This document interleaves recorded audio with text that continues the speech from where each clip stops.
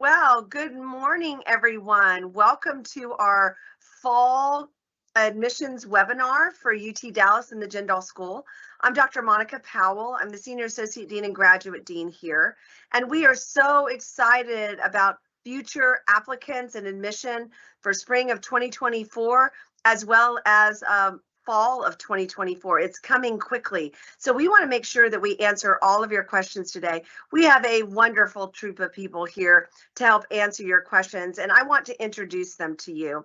So we have Gaurav Shekhar. He is our Assistant Dean for Graduate Programs. He also serves as the Program Director for our MS in Business Analytics program.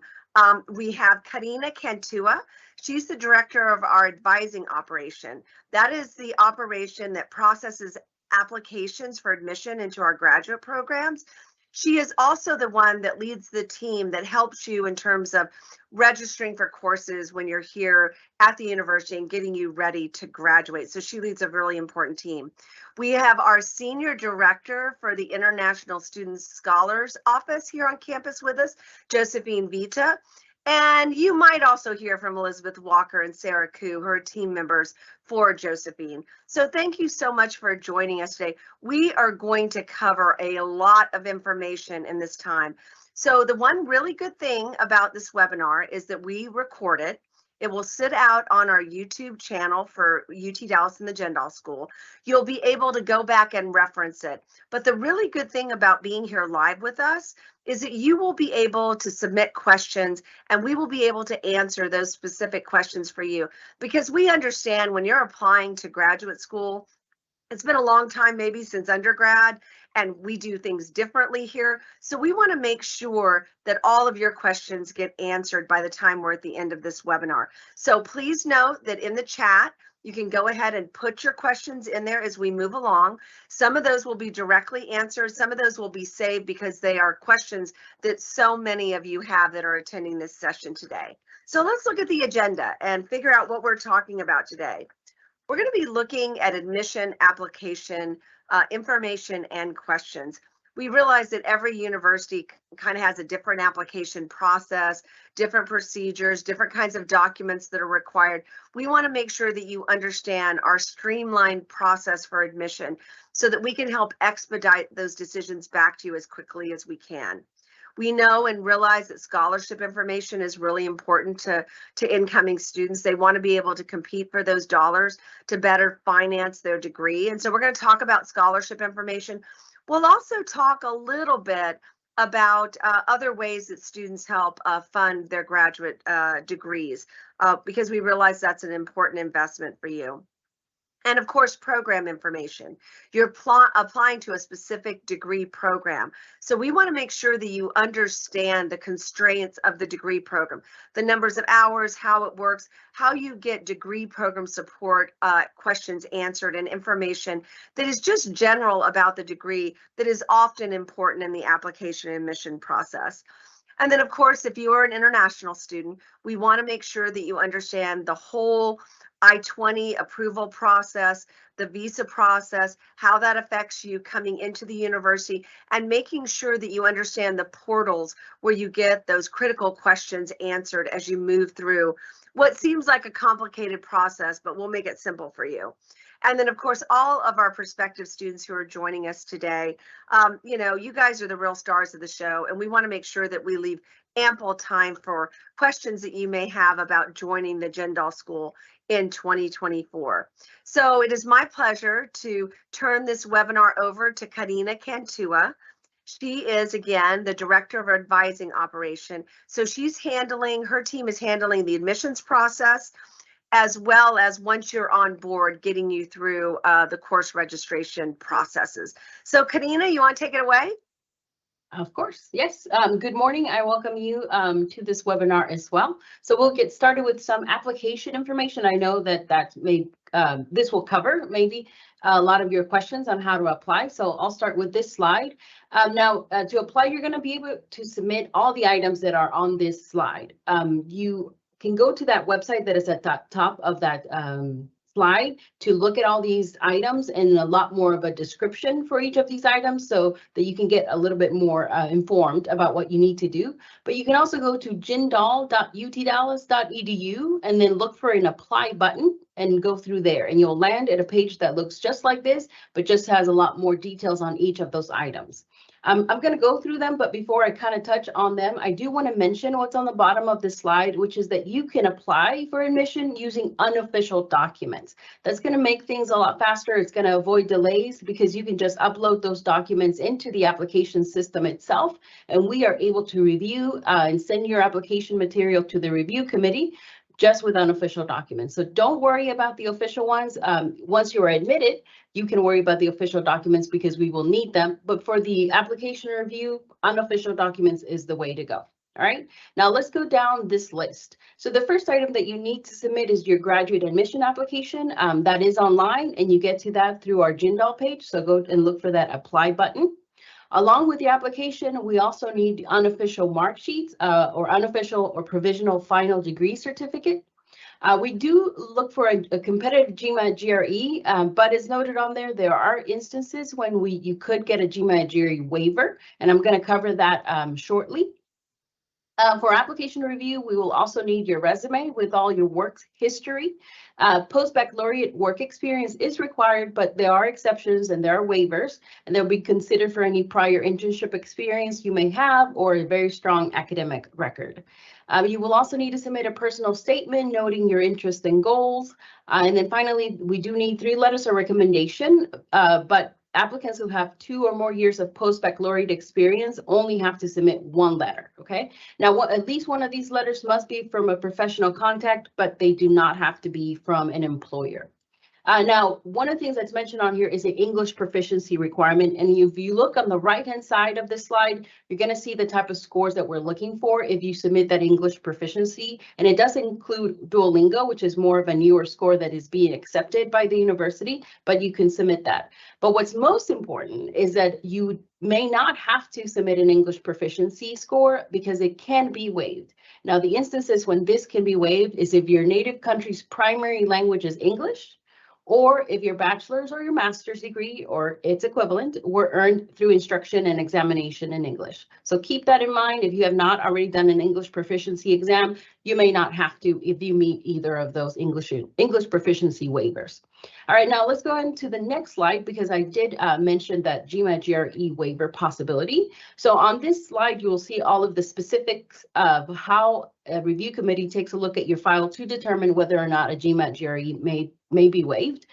This is also on our website. So if you go through that apply button on our jindal.utdallas.edu page, you're going to find this same information. I do want to let you know that when an application is submitted and all of the documents are in except for the GMAT GRE, we're going to send that application file forward to the review committee because we actually want them to determine whether or not a GMAT GRE waiver is possible. So if you submit everything else minus GMAT GRE, we're going to be looking to see if that waiver is possible. If it is, we will move forward and you will be hopefully admitted and you will be notified of this admission. If it's not possible, we will notify you. We will let you know that unfortunately we're not able to offer the waiver and we will request that competitive GMAT GRE. If you have any questions when you apply, all of your documents are in and you have not heard from us about the GMAT GRE, please let us know. Please reach out and we'll look into that for your file. Now, one thing that's important to note regarding GMAT GRE waivers is that Dr. Powell is going to cover scholarships. And I do want to make sure that you know that you would need a GMAT GRE score, an official score to be submitted for that. But she will go ahead and go into those details when we touch on the scholarship side. All right, now let's go to the next slide, because this is another popular topic, right? You may be wondering, how do I gauge how competitive I am for the program that I'm interested in? You may be interested in more than one, so you can definitely do this for more than one program, but our recommendation is always to visit our page, again, jindal.utdallas.edu, and look under each of the program pages. You will find a class profile, and it's something that looks like what's on your screen right now. It's a very nice short summary with all the important points of what a average candidate looks like who has been admitted to that program. So you would be able to kind of compare yourself to that average admitted student for each of your programs. So go ahead and do that. If it's multiple programs, you will find this on each of those pages. All right, and then the last thing I want to cover with you is what's on the next slide, which has to do with application deadlines. So what's on the screen are regular application deadlines. When you apply by these deadlines, you're applying on time. There's no late fee. You may see some additional deadlines if you go to the main university website. You will see something labeled early application. Now, if you're ready to apply by those early application deadlines, please feel free to do so. An advantage of applying by that early deadline is that you get reviewed earlier and you will get a decision earlier. But I want to just point out that it's not required for you to apply by that early deadline. If you apply by the regular deadline, which is what's on the screen right now, you have not missed the deadline. We will still review your application. You will still get a decision. So please do not be discouraged if you miss that early application deadline. Go ahead and just follow the regular application deadline, and we will still process your application. All right. So with that, Dr. Powell, I will pass it on to you. I believe scholarship are next. Thank you so much, Corina. We realize that scholarship information is just so important for students, and it is critical that you visit our website where we really outline the Jindal School scholarship process. I think one thing that I want to point out to students is what you see on the left-hand side of your screen, where you see who may apply for Jindal School scholarships. And we list out those programs that don't apply for the regular Jindal School scholarships because they have their own scholarship programs. So please know that if you're going for the full-time MBA cohort program, the cohort in accounting, finance, business analytics, the cohort analytics online, our fintech and analytics program, systems engineering, and all executive ed programs. The bulk of the students that are going to be watching this are applying for all of our regular MS degree programs or our Flex MBA. And we get lots of great applicants for that program. So please pay attention to who may apply. Now, it could be that you might apply to one of these programs that you see on the screen and our regular program. We have a lot of students who will apply to multiple programs. You can then certainly apply. And after you are admitted to that program, and after you have submitted an official GMAT or GRE score, then we will send it to the scholarship committee for review and consideration. So please keep that in mind. You know, we have a lot of students who are asking us, you know, how are you making those decisions about scholarship? Is it based off your undergraduate GPA or a GMAT GRE score or off your work experience? The scholarship committee looks specifically at what you see in the bottom right-hand corner. It is a holistic review, just like our admissions process is.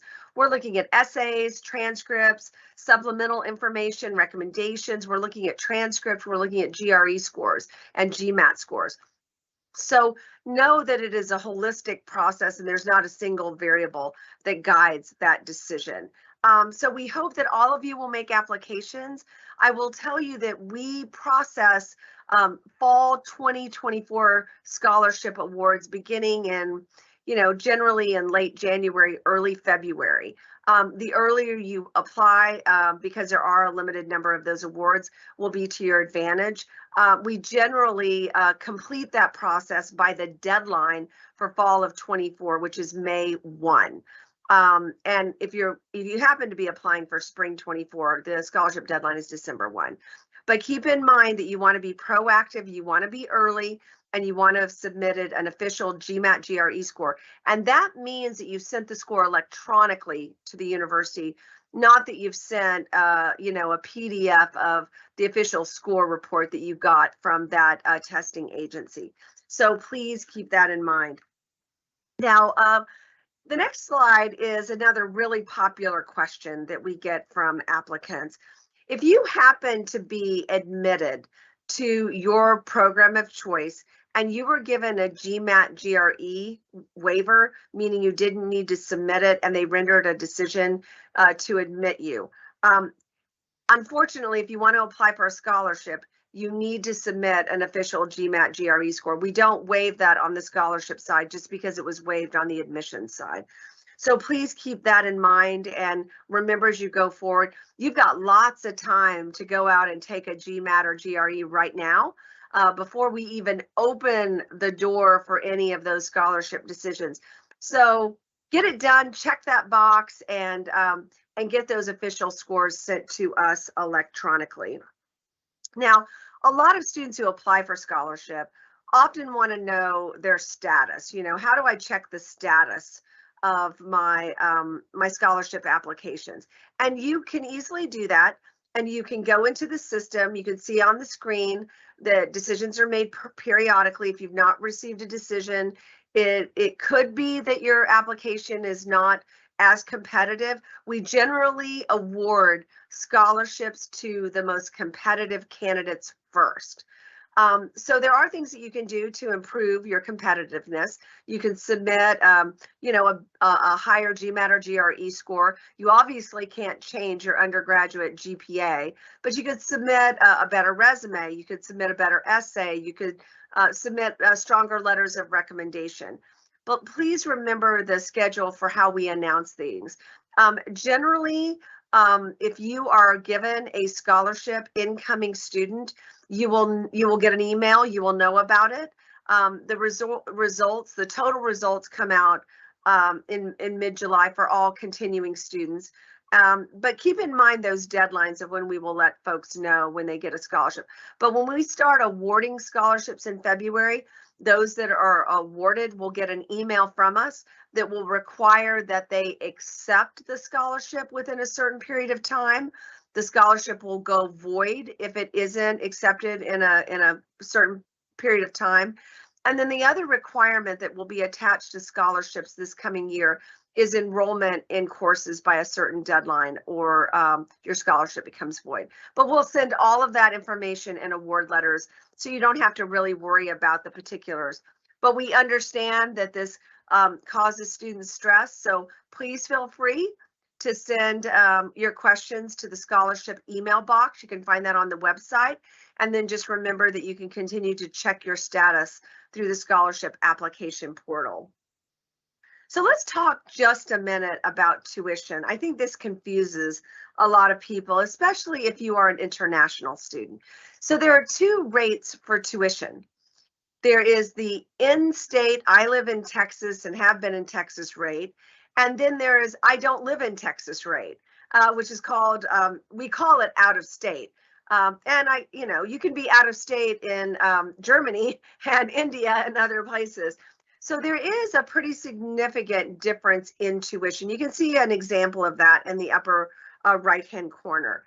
Keep in mind that if you are given a scholarship award for the fall semester, so let's say you apply, you turn in that GMAT GRE score, the official one that comes in electronically. You've been admitted, you've done all the things you're supposed to do, and the scholarship committee gives you an award in early February. That award is going to be $1,000, which is applied to your fall tuition. And it is also going to convert you from the out-of-state rate for tuition to the in-state rate. So that is a really lucrative award. It saves you about half of the tuition for the program. And you get that award for 2 long semesters if you're given it in the fall. So if you're given the award in fall of 24, that means you're given the in-state rate of tuition, that lower rate on the upper right-hand side of your screen, for both fall 2024 and spring 2025.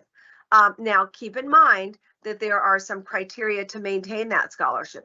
You have to stay in good academic standing, and you have to be enrolled in a certain number of courses in order to do that.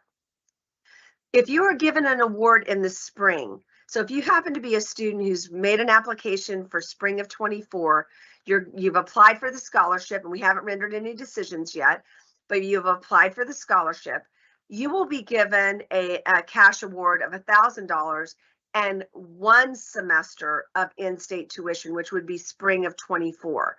So what does that mean for you to apply for continuing student scholarships? That means in the spring, if you want to apply for continuing student scholarships for the next academic fall and spring, that you would need to enroll in 12 credit hours. An international student only needs to be enrolled in 9. That's a general legal requirement.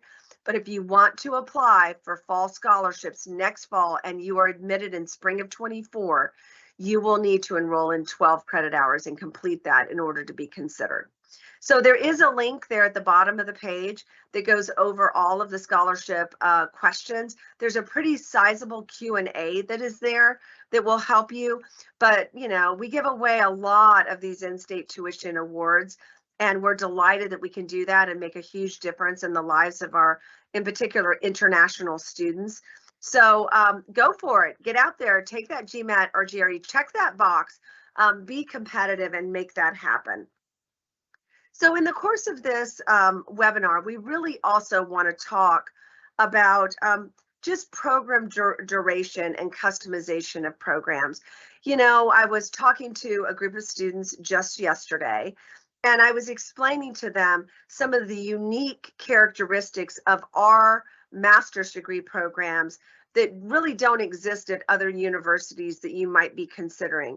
And I'm going to have Gaurav talk to you about that, because students have this wonderful option to be able to complete a degree, get a master's in business analytics degree, and while they're doing that, be taking courses that will also count toward wonderful certifications that will really boost your employability here in the United States. And we have a lot of academic certification programs. And if you're taking the courses anyway, then apply and get the certificate as well. So Gaurav's going to talk a little bit about that. He's going to talk about, you know, the mechanics of the degree. And there's one example on this page, which happens to be the business analytics program. But this is true for all of our master's programs. So I want to turn it over to Gaurav. Gaurav, go for it. Make sure that our students have a lot of clarity, and make sure you mention about that 1 credit hour program prerequisite of MAS 6102. Absolutely, Dr. Powell. You know, one of the things that when you were talking about how students ask questions about our programs, or, you know, how their journey goes, I was just thinking about what is the main focus for us at UT Dallas. You know, we have a great infrastructure, we have great buildings, we have great faculty, we have great everything. But the most important thing are our students. And that's the reason why we have made sure that our programs are focused on our students. Rather than telling you that these are the courses that you must take, you know, a handful of courses to get your degree, we let you decide. We give you all the guidance, we give you all the resources required to make that decision, but we let you decide how you want to curate your experience. It's like you get on Netflix and you like a certain genre of movies and you watch those movies, and nobody's going to tell you something else or force you to watch a certain movie just because it's there. Now, the example that you see right now is from the business analytics program. And as Dr. Powell mentioned, most of our programs, in fact, all of our programs have similar structures. There is a set of core courses that you require, which in simple terms is that if you get out of the school with a degree, what are some of the minimum set of skills that you need? And those are part of our core courses. Every program has a different set of courses, and I would say anywhere between 30 to 50% of the degree program will be core courses, depending on the skill sets required. But then there will be a large bucket of courses that are called electives. Now, electives are courses you want to take, depending on your interests. I'll take analytics example. Some students are very interested in data engineering. Some are very interested in data science. Some want to go and work for a hospital and do healthcare analytics. Some want to do social media analytics. Some wants to do marketing analytics. Like that, we have several tracks. Based on your interest, based on what appeals to you the best, you pick and choose those electives, and you curate that experience of what that degree looks like for you. So whichever program you're applying to, just look at their catalog. The catalog it's like a menu card. It says that if you need to get this degree from UT Dallas, what are some of the course requirements you need to complete? Let's say, what are your core courses? What are your electives? If there is any prerequisite, for example, the MAS 6102, which is our professional development course. And I would say in the last several years, there are so many courses that we have added. This is one course that has impacted the most number of students in the most positive way that we feel. What does it take to work in an American workplace? How do you network with people? How do you make sure that your online presence, your professional presence is out there in the best shape and form possible?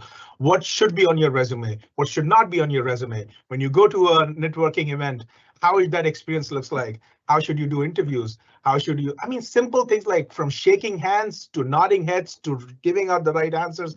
Every aspect of your professional journey is taught in that class. That is a class that you have to take as an international student in your very first semester. And this is something we also list on your admission letter. Your admission letter not only has the decision, but after that wonderful paragraph that starts with congratulations, they talk about what are the requirements in that program that you must complete in the first semester. Some of you might have some things on top of the professional development course, but depending on whichever program you are in. So look at your admission letter to make sure what you have to do. But the example that we see in front of ourselves, you can see that half of the credit hours are core classes. Now, those are some set courses that you have to take. Should you take them all at once, or should you split it across a degree? Again, that decision is yours because you are the one who's working on your skills. But let me take like 30 seconds and take you through what the life of a Jindal school student really looks like. You come to the school, you're attending classes, you're working on projects or maybe scenarios or case studies right in your class, in small groups, or there might be a 10-minute discussion on a particular topic that the professor opened up, and then the entire class is discussing it and then providing their viewpoints on it.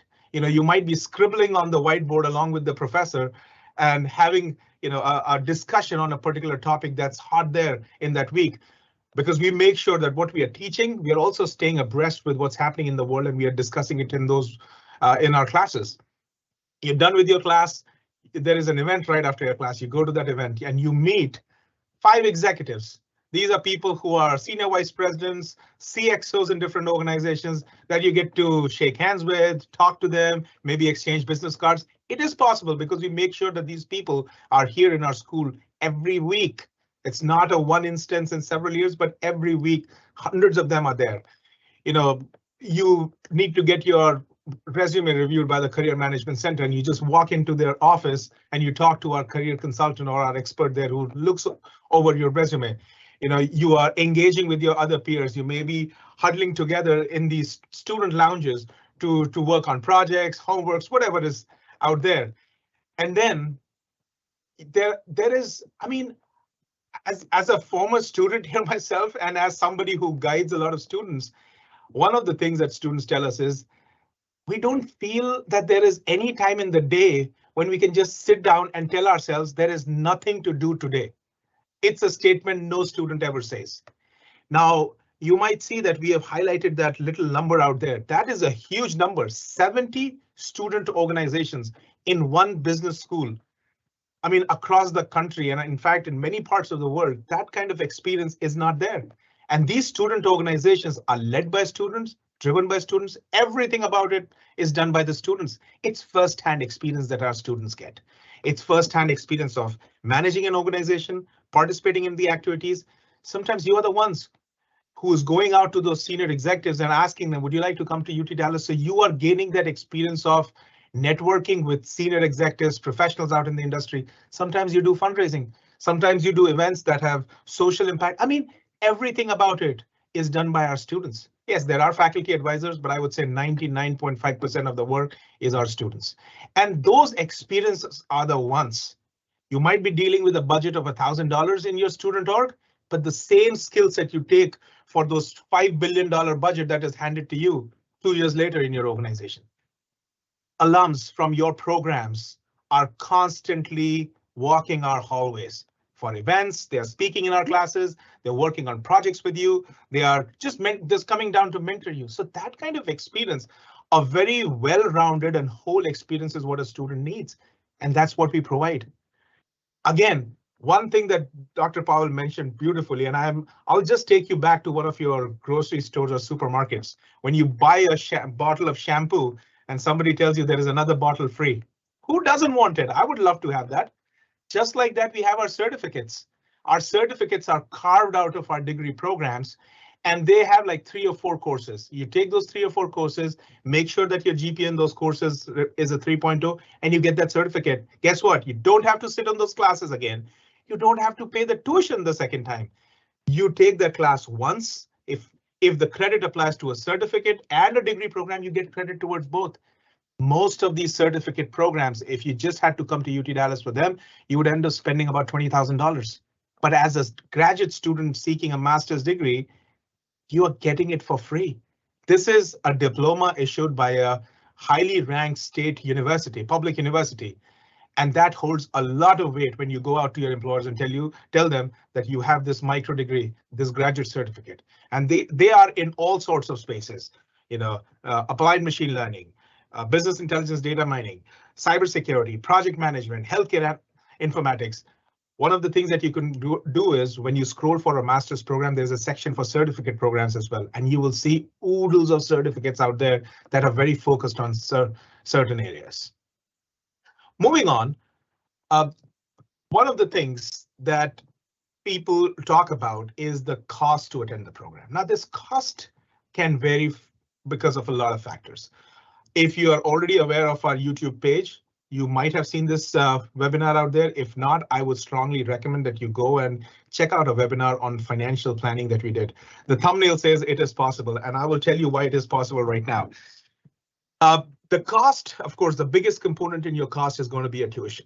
Now, the tuition, Dr. Powell just talked about the Texas residency and non-Texas tuition rates. That, of course, is a big component out there, and how the reason why there is so much difference in the two tuitions. But your tuition is there, which depending on your residency, depending on whether you have a scholarship, depending on whether you are a TA in the program and you might have moved from a non-Texas residency to an in-state residency, the range would be somewhere from about $40,000 to $65,000. Okay, you might start with a scholarship, but later can get support. You might start with a scholarship, but later move on to something else. I mean, there are a lot of scenarios there, and we have covered that in our webinar. That is on our YouTube channel. But the tuition range is about 40 to 65. Now, the living expenses is something that, irrespective of which program you are in, you might have similar expenses. So living is mostly your rent, the utilities, your electricity charges, water charges, your internet bill, all that put together. I would say, based on my conversation with students recently, anywhere between about $800 to $1,500 a month. Now, again, it depends on your lifestyle. If you have expenses, it will go up. But that $800 to $1,500 a month is what we see. If you're here for about, let's say, 2 years, which is about 22 months, you're spending close to $25,000, $30,000 just on your living expenses over the duration of the program. There is health insurance, which is also an important piece for your entire semester. The long semesters, it is about $1,400 that covers you. Health insurance is important. You definitely not want to be in a hospital, but in case you are, there are several things that are covered as part of that. And we make sure that our health insurance is top of the line so that students don't have to really wrangle through which place should we go to in case we need any kind of medical assistance. That is about $1,400 for the long semesters, fall and spring, and about $550 for the summer semester. So these are some of the bigger components of what constitutes the cost. Yes, there are miscellaneous expenses like, you have your, you might need some books, you might have some, when you apply for your internships and all, there might be a little fee, the international office charges. So I think putting all that together is about $1,000, $1,500 overall. But you're looking at a worst case scenario of about $80,000, $85,000. Let's say no support, no scholarships, nothing. About $85,000, and the best case would be somewhere around 60-ish. Now, this is where we would like to give you some very strong advice. Prepare for the worst, hope for the best. You go for the number that would be the top line number. If I have no support, how much money do I need? But then, of course, with things might change when you come here. If you don't have a scholarship, you get a scholarship. You don't have it, you can't be a TA at the very start of the semester. But of course, in your second year, you can definitely apply for something. So those kind of things, they change the equations a little bit. The best thing is when our students become eligible for internships, and that is after 2 long semesters, a lot of them are pursuing very high paying internships that literally takes care of their second half of the journey. They're very comfortable with that. Our averages are about $30 an hour, which is a very big number in the market when you talk about interns earning that kind of money. So those are some of the ways through which you can ensure that you're covered. I would strongly recommend watch the webinar on our YouTube page. The thumbnail says it's possible, but it's a financial planning webinar. And I think it's time again for us, Dr. Powell, to maybe update that with new content soon. So please be on the lookout. Our YouTube page, by the way, is a great resource. It is, all our recordings are there. It's like if you missed any of our webinars, just go there, watch those recordings. You'll feel like you're talking to us. It's, moving on. So we do have a multi-pronged approach in terms of supporting your academic journey. We have our advising office that has a team of advisors that are dedicated to supporting you with your questions. But then there is a program side as well, where the program director, the program manager, academic support coordinators, they are the ones who are kind of helping students out. The two squares that you see here on the left-hand side, our advising office will help you with procedural questions. Okay, like how do you apply for graduation, or I'm ready to graduate, can you make the link available for me, or I need to do a degree audit, or I want to understand what is my core courses, what are my electives, can you help me with my course registration, I was not able to do, procedural things where it's a process related question, something that did not work out and you were able to go to an advisor and talk about it. But on the same side, you have the program director, the program helping you with the qualitative aspect of your questions. You might go to the advising office and say, I'm not able to enroll in the machine learning class, even though I've met the prerequisites. Can you help me? And they will help you. But to your program director, you might ask, I want to be a data scientist. Is machine learning the right course for me? I mean, just giving you an example there. Or, I'm not able to take care of my course loads this semester and registration is coming. What should I do next semester? So your program will help you with those kind of questions. There are questions around your concentrations, tracks. I've taken these courses. What should I take in the future? We do a lot of advising pods with our students as a program just to answer these kind of qualitative questions. Or, 5 years down the line, this is where I want to see myself. What are some of the courses that will help me prepare for it? Career related advice, qualitative advice. Or something like, hey, I've taken this course this semester and I'm having some troubles in terms of keeping up with the coursework. I have these resources that the instructor provided, but do you have any recommendations? I mean, course of that sort, where we are mostly mentoring our students in terms of giving them advice around their academic questions. Whereas procedurally, if you run into any challenges or issues or you have questions, that's where the advising office comes into picture. The link is right at the bottom of this page, and you will find tons of resources out there to see what our program, our advising office can do. Moving on, career support, as I talked about, that this is a place, that the energy when you walk through the hallways is very infectious. When you walk by somebody who's wearing that jacket and, having that look on the face of pride and walking through the hallways, that's a CEO who's just walked by you. Maybe one of the Fortune 500 CEOs that we did not know existed, but that's a common sight in the school. There are employers who have their tables out there. There are recruiting events out there. There are mentors who are coming and talking to our students. I mean, from a career perspective, and it's like this, you asked for a cup of coffee. And we said, here are the keys to Starbucks. You own it now. Get as much coffee as you want to. It's like that because no amount of resource, and this is our philosophy, no amount of resources should be considered enough. Give as much as possible to our students.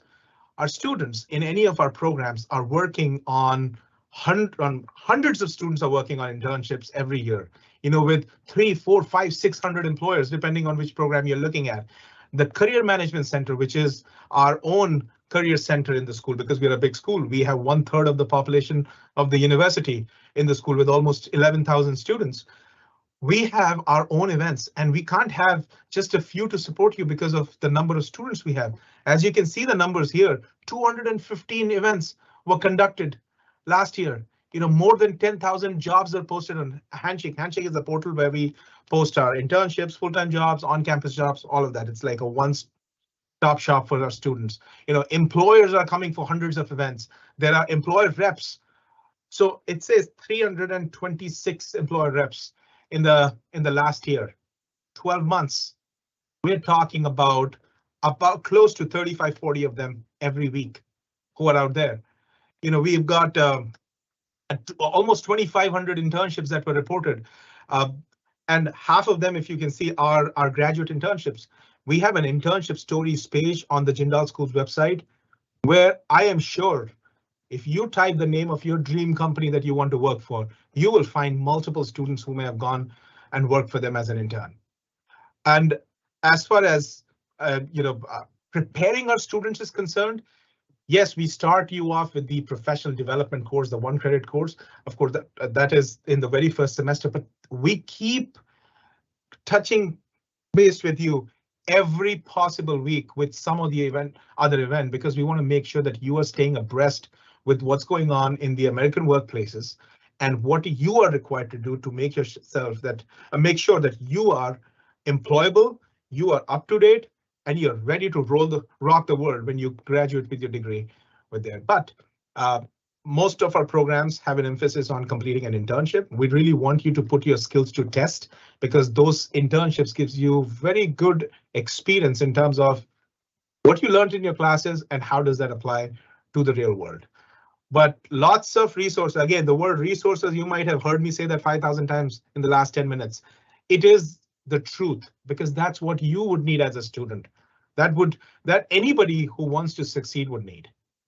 Now, I'm sure at this point of time, you might also have some questions related to, the International Students Office. And my colleague here, Josephine Vitta, who I have the pleasure of working with, is she's an ocean of knowledge when it comes to that area. I mean, we can't. It's like she's our Google, she's our Siri, she's our Alexa, and she always comes back. Google might sometimes say that I did not understand what you asked, but Josephine never says that, and she has answers to great questions. So Norma, if you can move to the next slide and bring Josephine up here and answer queries about I-20s and what it takes to get one of them. Josephine, over to you. Gaurav, you are too kind, but I do very much appreciate having the chance to speak with you all today, wherever you are. I'm so glad you decided to join us to learn a little bit more about our wonderful university. The first step, if you're an international student, which many of our international students are coming to the US in F1 status, which is a student status. The first step in your journey after your admission is applying for your I-20. The I-20 is the immigration document that allows you to seek a visa and to enter the United States. It's a fairly simple process, right? Once you're admitted, make sure you have a passport and make sure that you can establish that you have sufficient funding. Gaurav pointed you to resources about how you can think about that, whether you're doing a combination of personal funds or other, whether you're able to get a scholarship or whether you're going to be looking for other sources of funding. Make sure you gather those documents. Our website has a lot of information of what documents we will accept to establish that you have sufficient funding for one academic year for certain, and then a plan for the remainder of the time that you are going to be in the United States. The process for the I-20 application is a process that you're going to submit the information in an application called iComment. It's going to be your friend for the entire time you're going to be in F1 status at UT Dallas. You're going to log in with the same credentials. You're going to request the I-20. You're going to upload all of the documents along with that e-form so that the advisors can review it. And then you're going to want to just make sure you're keeping track of your email in case there's something additional that we have. But the best thing you can do is submit all of the documents, make sure all of the things are signed, make sure that we have a complete application. So the one time the advisor reviews it, they are ready to issue your I-20 and they send it to you via email. Now, when you receive your I-20, you're going to want to make sure you look at it very carefully. Look at the spelling of your name, look at the date of birth, which is going to be in the US format.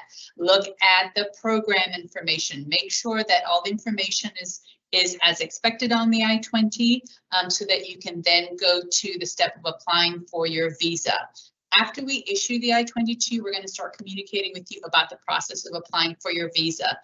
Earlier this year, they made a change that allowed you to apply for a visa up to a year in advance. So you can apply for a visa right now. If you're a spring student, obviously, if you're a fall student, whatever point you're coming, you can apply in the year before you arrive. Please don't wait, because as you have probably heard, the interviews get booked very quickly the closer in time you get to the start of classes. So don't wait too long. Apply for the I-20. Go ahead and receive it, and then start the process for applying for your visa. Instructions for the I-20 process and the links for how you can prepare for the visa interview are on that URL that's listed on the bottom of this slide. So if we can go to the next thing. The one thing to keep in mind is F1 status is a student status. And so your primary purpose in the United States is to pursue your academic goals, to complete your academic degree, and to be able to then move on to your professional success. However, while you're in F1 status, you have certain benefits related to employment here in the United States that are secondary to you being a student. So the first thing is always you have to focus on making sure that your student status is strong. And as long as you're making solid academic progress, you can be eligible for employment. From the day you enter the U.S., which can be the 30 days before the start of classes, you're eligible for on-campus work. The University Career Center helps support students with a variety of on-campus employment, which can be on our physical campus here. Working for the university can be with some of the companies that provide services on campus, like our technology store, our bookstore, and some of these other companies that serve our campus community. It can be at some of our other UT Dallas locations, including in downtown Dallas, with the Callier Center, and sometimes depending on the circumstances, it can be with other educationally affiliated locations. So there's a variety of options for on-campus employment. Closer to the time when you arrive, you're going to hear more about Handshake and how you're going to be able to get set up to be able to apply for on-campus employment. That is something you can do from the very beginning. You don't really need to wait for any period of time to be eligible for on-campus employment. It allows you to meet new friends, meet other, Americans and other international students, and just share kind of the good times of working while you're here. Let's move on to the next thing. After you've been here for one academic year, then you can really start to hone in your employment in a way that is more related to your academics. So curricular practical training, or CPT, as we call it, is really about bridging the gap between your academic learning and that internship experience that was spoken about earlier. We're looking at making sure that you are really getting hands-on, on-the-job training that will really prepare you to understand what your learning means in the practical business sense to prepare you for success after you graduate. You'll be eligible for CPT after you've completed one academic year in the United States, which means you've gotten, a certain number of credits, 18 credits or so, to be able to really have a good foundation in what you've studied that you can apply. There are a variety of other eligibility requirements that are listed over here. We have workshops. Oftentimes, one of the staff from the ISSO will come to your classes to be able to explain what the process is, so that you can know what's needed to apply, but also what's needed to be able to maintain your immigration status while you are working on CPT. So in addition to learning how to manage immigration for student and enrollment purposes, as you transition to CPT, you have to start understanding what are the immigration rules that apply to working under CPT, and then other types of employment. Let's go on to the next slide. Another wonderful benefit of your F1 status while in the United States is actually going to be OPT. Now, many people, our students, are very attracted to that opportunity to have 3 years of work experience in the United States. On the right-hand column, you'll have a list of programs that are in STEM designated programs at JSOM that will allow you to participate in the full breadth of OPT. The thing we want to make sure you understand is there's actually two separate sides. There's the 1 year of OPT that you can have after you graduate. That's for everybody, no matter what program you completed. And then the extension, which is an extension of that 12 months, is for those who are in those programs and that are eligible. So you'll need to be in a qualifying program of study, and you need to have qualifying employment. It needs to be the right type of employment, the right type of employer, and so that you can, again, continue your learning. And it's really considered to be an extension of your learning experience, to take what you studied in your programs, apply them in the real world, get that training and get that education, and really get a well-rounded period of F1 student status and prepare you for whatever the next stage is in your career. We're going to talk a lot more about it once you're here on campus. We start from our How to Maintain F1 Status workshop at the beginning, and we go all the way through explaining things to you. The next slide will let you know how you can reach out to advisors if you have questions. Now, we have several options. On the next slide, we have live chat, which is a way for you as a prospective student or a current student to have a chat. We don't have any chat bots. Those are actually real advisors that are in our office who can answer questions during the hours that we are available. And because they are real humans, it's not 24/7. We have set hours that are listed on our website, and the URL is on the bottom. You can schedule an appointment. This is going to be the same for prospective students can schedule appointments, and all the way through, you know, for the 3 years after you have graduated, you can continue to meet with us so we can answer your questions. And then we have the Ask an Advisor forms in iComment, which are a way for you to submit a question in iComment, and then we can respond to you right there as well. So please know we have a full team of individuals who are here to work with you while you're still outside of the United States, after you come back, and we're really looking forward to meeting you and seeing you on campus. So thank you. Well, thank you so much, Josephine. You know, we covered a lot of territory in this webinar session for you today, and some of this can be complicated and overwhelming, and especially for an international student who might be traveling, you know, halfway around the world to come to UT Dallas. We want to make the transition through admissions, through international students and scholars office issues.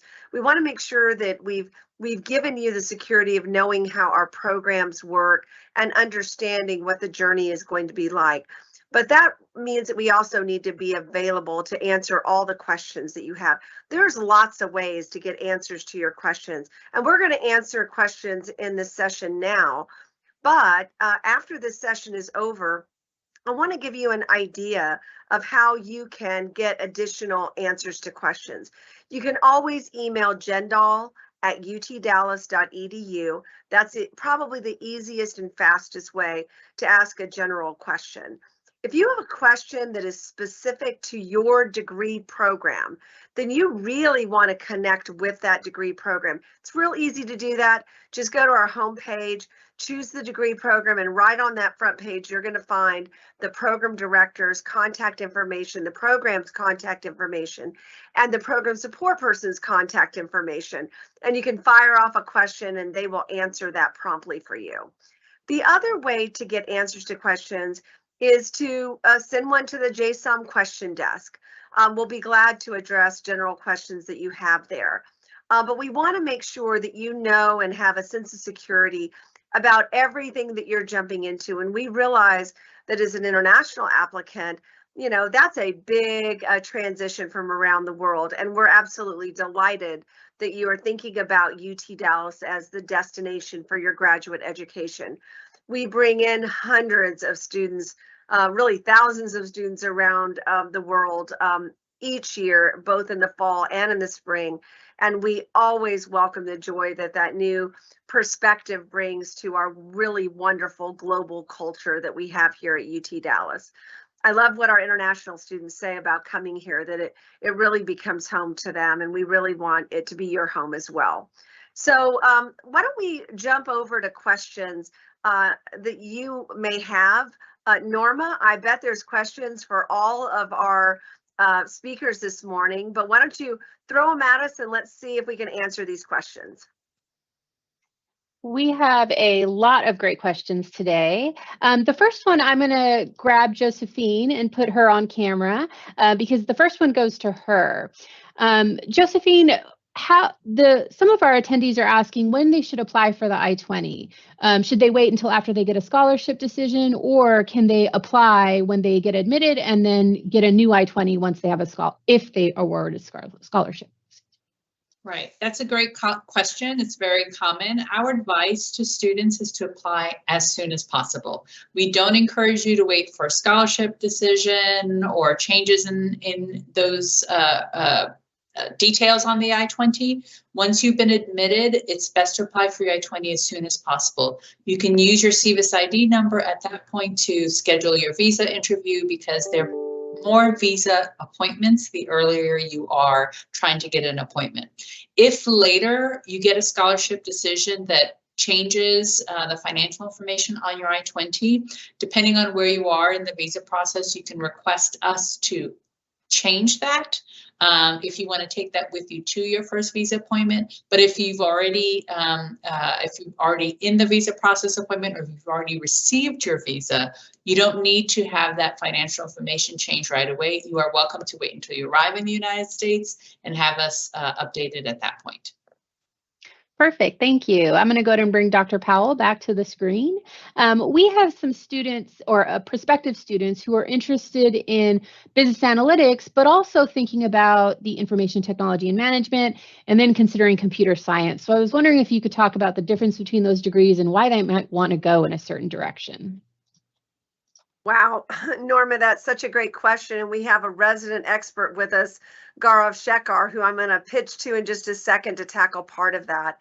This is a very common question, especially in today's highly advanced and quickly moving technological world.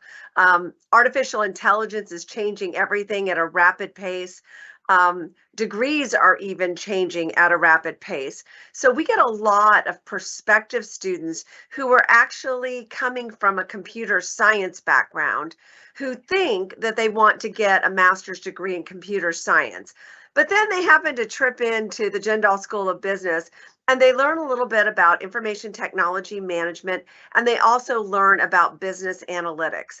Because if you are a computer scientist, you did an undergraduate degree in computer science, and you're going to move into a graduate degree, you're really preparing yourself for a career that is basically going to be a coding career. You're a software developer type of individual who's going to be using all of those computer science skills to develop tools that business people use. Well, in the business school, where the master's degree in information technology management and the master's in business analytics live, as opposed to them living in a computer science school or an engineering school, it's really about really evolving your career beyond being a programmer, a coder, somebody who's sitting behind the scenes, to moving to somebody who is in front.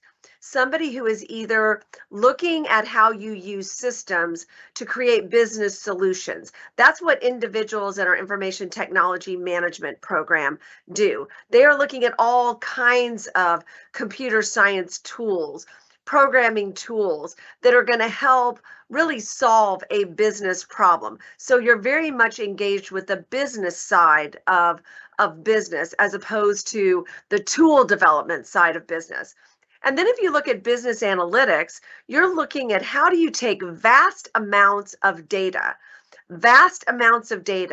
use incredibly forward-thinking tools to say what that data means, and to use that data to drive business decisions inside of an organization. So at a very high level, that is the difference between computer science, information technology, and business analytics. Now I'm going to pass it over to a real resident expert, Gaurav Shekhar, on that. Gaurav is an alum of our information technology management program. He went out in the corporate world and used those tools to solve business solutions for a global firm. We were very lucky to get him back, and he is now the director of the business analytics program, which started here in 2014. We practically had the very first business analytics program really in the United States and the world, really have grown that program from very teeny tiny in the first year to massive where it is today. So Gaurav, why don't you take it from here and dive into more of the particulars at a slightly lower level than I hit. Now, Dr. Powell, you told them exactly what they needed to know. The differentiation that you explained is exactly what the 3 programs do. Now, since you're considering, the person who asked this question, you're considering a computer science degree, I'm assuming that you have a bachelor's in computer science or a related program, and that's the reason why you're thinking about even computer science. What I would say is, have a look at some of the jobs that are posted out there that are so let's say you have, and I'm just throwing it out, let's say you have 2 years of experience. Look at jobs that require 5, 7, 8 years of experience right now, and see what are the skill sets that they are listing. These are the jobs that you want to get into. This is your future that you're looking at today. If that job is very heavy on programming, then computer science is the degree for you. If that job is around business solutions where you're looking at business problems and potentially working with a group of technicians, practitioners, and building or architecting a solution, then ITM is the degree for you. If you're very focused on data, and if you look at anything that we are doing these days, large learning models, large visual models, all the chat, GPT, etc., AI, it's very focused on data, especially modeling data, creating new models, fine-tuning those models, and then explaining the insights to somebody. If that's the kind of role that you're looking at, then business analytics is the degree for you. So it really depends on where do you see it yourself after a few years. Now, I'll be very careful with a few things. Number one, as you grow into your career, you will move away from doing hardcore development to probably creating solutions or managing people that create those solutions. So if you think of yourself as a programmer, as an internal programmer, that's not going to happen. So maybe the bang of bucks that you get for your computer science degree may be lower than a business degree like ITM or business analytics. So I would ask you to look at your future job and then make a decision based on what kind of stuff you're doing in that job to decide the degree. Dr. Powell. Thank you, Gaurav. Our next question has to do with the formats that we offer. There are some students that are interested in business analytics, and then I saw another person interested in finance, but they noticed that we have a flex and a cohort. So I was wondering if you could discuss the differences between those.